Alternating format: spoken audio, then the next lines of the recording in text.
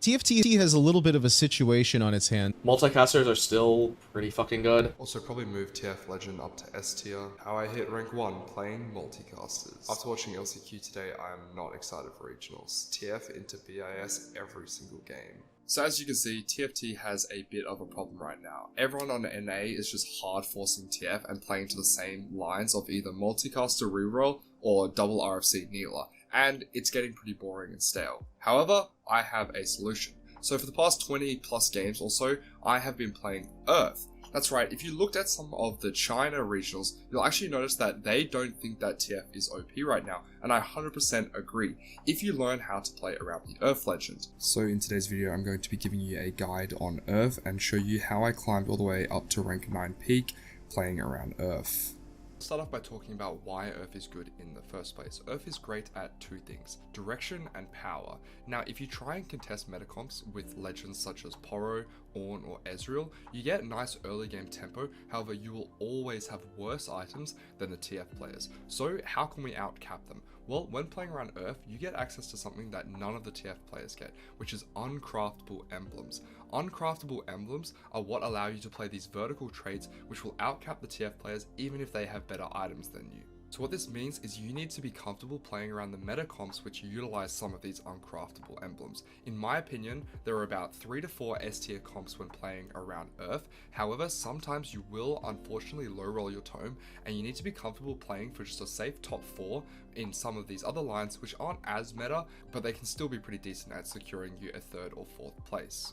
Now, how can I so consistently try and play around these uncraftable emblems? Well, the way you do that is you can actually tailor your 1-4 board so that when you rip your tome on 2-1, you already are guaranteed to get at least one of the traits which matches the 3 units that you're playing on your board. Now, it's actually quite easy to set yourself up with some really crucial 1 costs to enable you to get some of those really meta comps. So, for starters, let's talk about what meta comps we're actually trying to achieve, because these are the boards that are going to outcap the TF players.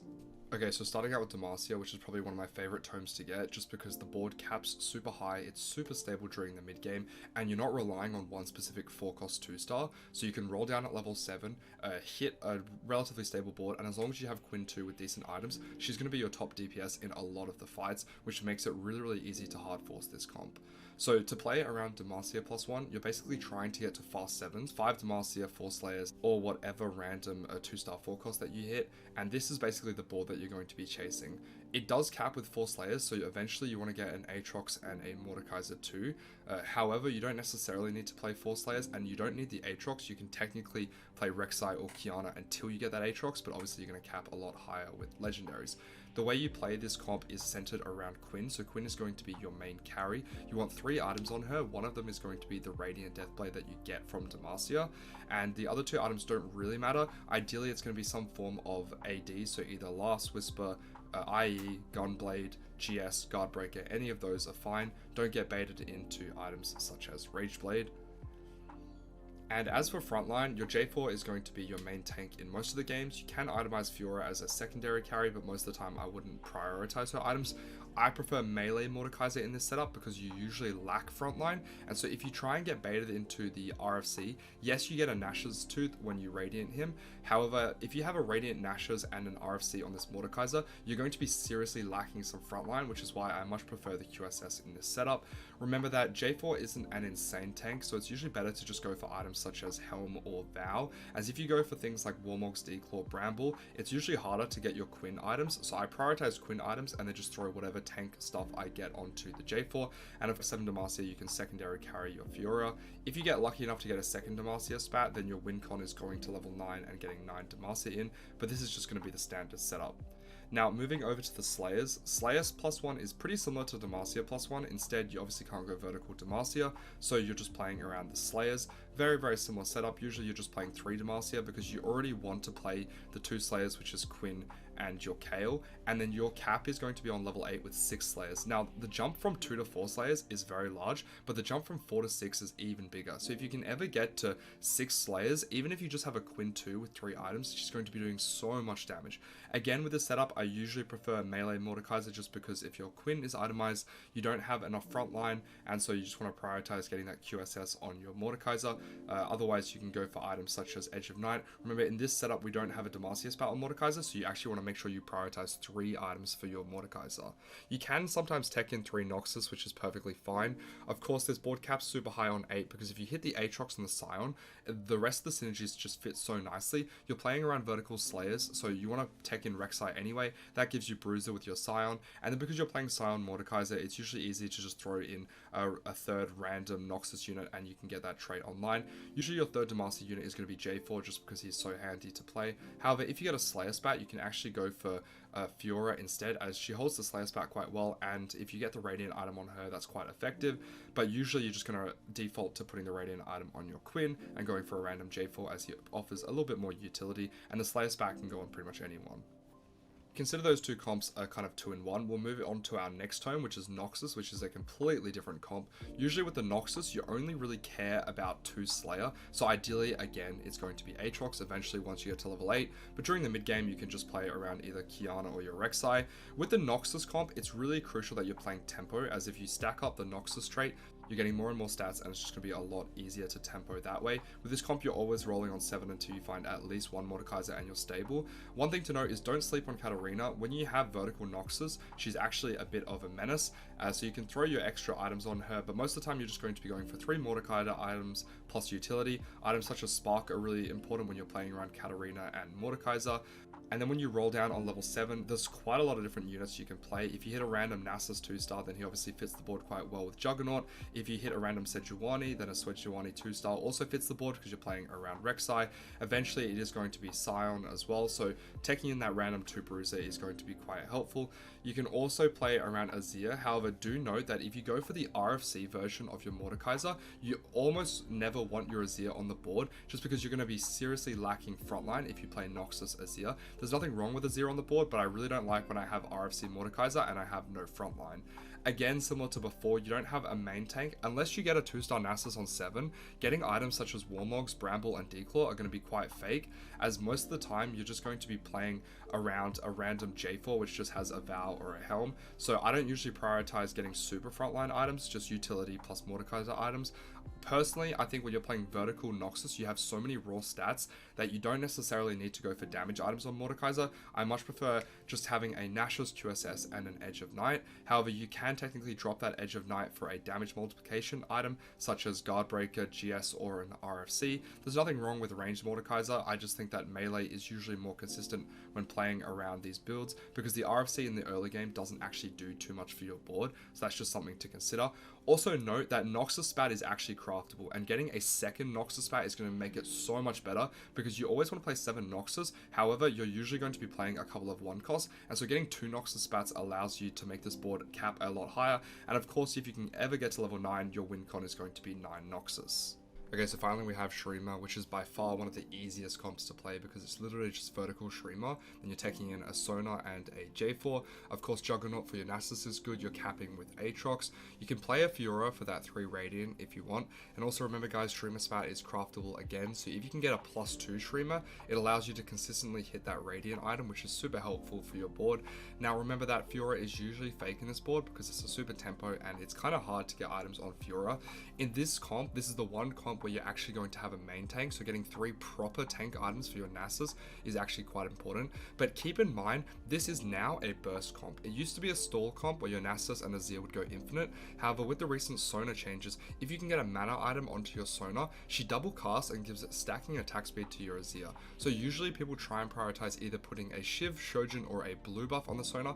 Personally, I really like the blue buff because it's an insta cast, which is the most important cast. You don't really care about the repeated ones too much anyway, which is why if I have a blue buff on my Sona, then I'm just going for 3 damage items on my Azir, and then just utility and then tank items onto my Nasus. Of course, this comp does eventually cap with Cassante and Aatrox. However, most of the time you're just going to be rolling down on 7 until you find one Azir. You'll be surprised how stable this board is if you have good Azir items and just one Azir on level 7. You don't need to send it all the way down because ideally you're going 8 on 4-5 and capping out with legendaries. You can itemize Fiora as a secondary carry. She actually does decently well if she has the Radiant item plus 2 others, sometimes even putting the Shurima spat on her. However, most of the time, because you're not going to have the luxury of getting items for your Fiora, you can just tech her in if you think that you need the Radiant item. The Radiant item can go onto pretty much any of them. You can even put it onto Sona if you don't think that she has any mana items so that she needs to cast earlier. However, if you have a blue buff, then getting the Radiant Trojan on your Sona is pretty fake. Finally, we're going to talk about the number one thing that makes URF go from A tier to S tier, and that is your 1-4 tailoring. So it's crucial that you tailor your board so that when you rip your tome at 2-1, you're guaranteed to get a trait that you're comfortable playing around. So how do you do this? You need to be holding on to units which give you those traits that you're comfortable playing around. So here on the screen, I'm going to show you all of my favorite units to play in the early game because of the traits that they give you. Notice how I'm always looking to play either a unit which gives me 3 traits where 2 out of 3 are desirable, or you want to try and play the multicasters because you can't get a multicaster spat. And so the reason that we're tailoring this way is because when you're playing around a tome, if you can get 6 traits in, you're guaranteed at least one of them. If you can somehow manage to get 8 traits in, then you can guarantee that you get 2 tailored ones. And so what this means is that every single game I'm going to be getting something from my tome that I'm relatively happy playing around. Of course, because we're trying to play around Noxus, Slayer, Shurima, any of those units, I want to make sure that I always have those traits in. Kayle is probably one of my favorite units to play because I really like playing around Demacia or Slayer. Cassio's another great one because she gives me Shurima or Noxus, and if you don't high roll those 2 units, you can play some of these other fallback comps. I'm quite comfortable playing around a couple of other lines. Of course, they're not S tier, but you just want to make sure that you're not playing garbage, because if you play certain units such as the rogues and you don't really want to play rogue reroll because in the meta currently they're not super strong, then make sure that you're not playing them on 1-4. Then once you do that, you can rip your tome on 2-1 and hopefully you'll get something that matches your current board strength. Remember to be holding on to Noxus pairs, because if you do in fact get a Noxus spat, it's crucial that you have some upgrades, as Noxus is a tempo comp. However, if you don't have upgrades, the most important thing to note is that tome actually gives you gold, and so this gold enables you to hit 10 gold on 2-1 every single game if you don't have a good opener. Remember, you've already ripped your tome, so you know what your direction is, so you don't necessarily need to hold on to these other garbage pairs, and because you get to make 10 gold on 2-1, it allows you to be rich enough for a 3-5 level 7 all-in if you have to. Otherwise, you can have so much gold on 4-1 if you stabilize that way. The biggest difference I noticed about my gameplay is that once I started making 10 gold on 2-1, it made the games so much easier because you're just so much more rich than the rest of the lobby, and most of the rest of the lobby can't afford to make 10 gold because 1, they're holding on to their crucial pairs, and 2, they don't get that extra econ that we got from tome.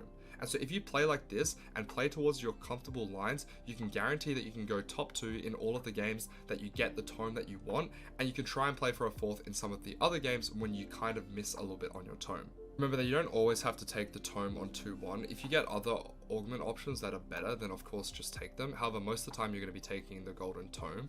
Do know that if it's prismatic, taking the double tomes is usually a big risk but high reward strategy. Most of the time I'm just going to be popping the first tome on 2-1, and then I'm going to try and get more traits online before I pop the second one. The reason is because if you can get to 8 or 10 tailored traits, then it's a lot more likely that you're going to get something that actually fits your board. So it's crucial that you don't throw away your game by ripping the double tomes on 2-1, as most of the time you're not going to be getting 2 tomes that match identically. Of course, with the silver one, you're going to be getting a completely random augment, so none of the tailoring that I just mentioned works at all, and so you just need to kind of pray that you get something that's lucky. You do have a Reforger, so you do in fact get 2 options, but keep in mind you're getting the value of a gold augment in a silver, so it's actually pretty decent. However, if you're not comfortable playing a wide range of comps, then sometimes you just re-roll it and just take one of the other silver augments, and that's perfectly fine. The final thing to note about URF is if you get the prismatic 4-2, you get a spatula. Now this is huge when you're playing around the Noxus or Shurima lines, as you can craft another one. So if you're playing in LA of the Galaxies, which guarantee a prismatic on 4-2, I believe there's 2 of them, the Jace one as well as the Ishtar one.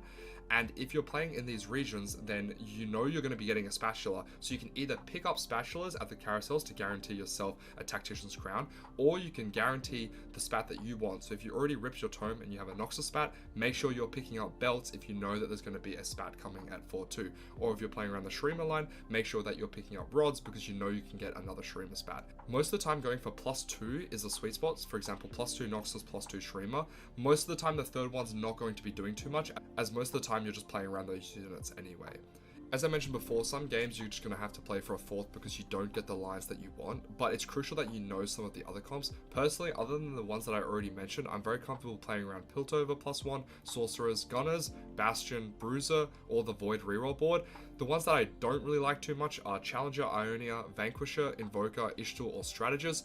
I'm fine to take these, but I know that I'm probably just playing for a 4th or a 5th. However, luckily, most of the time you're going to be getting a tailored one anyway. And despite the fact that I've played over 25 games, I'm yet to actually pick any of the tomes that I just mentioned that was subpar. At every single game, I've managed to either get one of my S tier ones or an A tier one, which is exactly the spot that you want to be in, because then you know you're playing for a top 2. And that is the end of the video. I hope you guys did enjoy learning about URF and how to play around the tomes. If you want to see more videos like this, then make sure to hit the like and subscribe, and let me know down in the comments what kind of videos you guys want to see next. And that is all for me for today, guys. So bye for now.